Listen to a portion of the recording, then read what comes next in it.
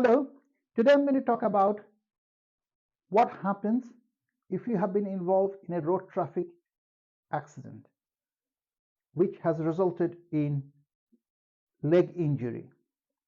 If you have been involved in a road traffic accident, this video is for you because what I'm going to tell you, nobody else will tell you that. What basically I'm going to say, if you have a road traffic accident and unfortunately you had a horrendous leg injury, a fracture, you have undergone surgery and all that kind of stuff, two things you need to be careful about. Number one is that obviously you will be doing, most likely you are experiencing pain, but even within the pain limit you would be doing lots of exercises to strengthen that leg.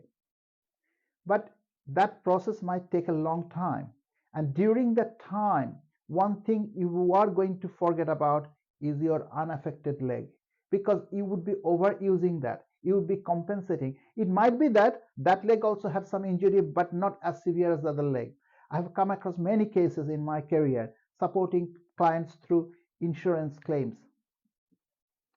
And what will happen as time goes, year 18 months down the line, you will start getting knee pain on the unaffected side, because that has been doing all the work of the other leg and you have been putting. So you might have been going to the gym and doing lots of bike and you're trying to push that affected leg, but you haven't focused on that unaffected leg.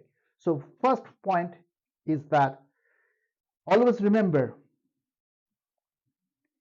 to make sure that when you exercise, you also exercise the less affected or unaffected leg, so that it can take the weight. Because otherwise, if you don't do that, the joint will wear out and you are going to be more likely to develop arthritis at earlier age on that side. That's number one.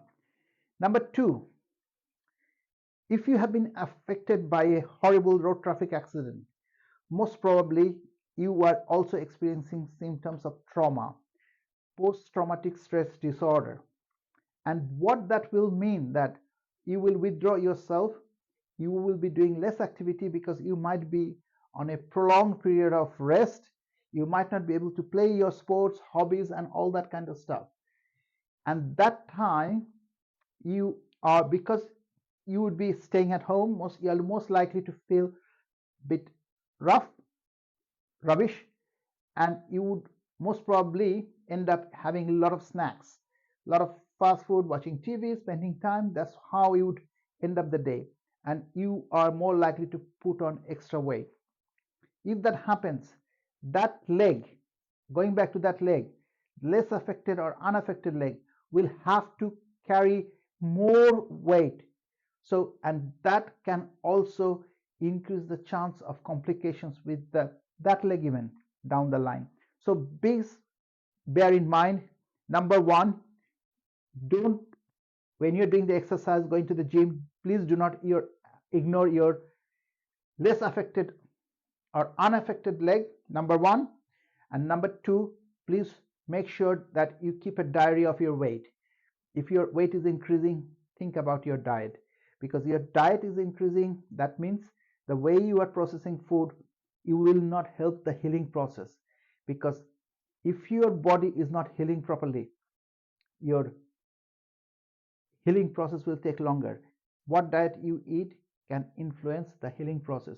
So have a consultation with a dietitian or nutritionist. I hope this makes sense. Thanks for watching. Wish you all the best.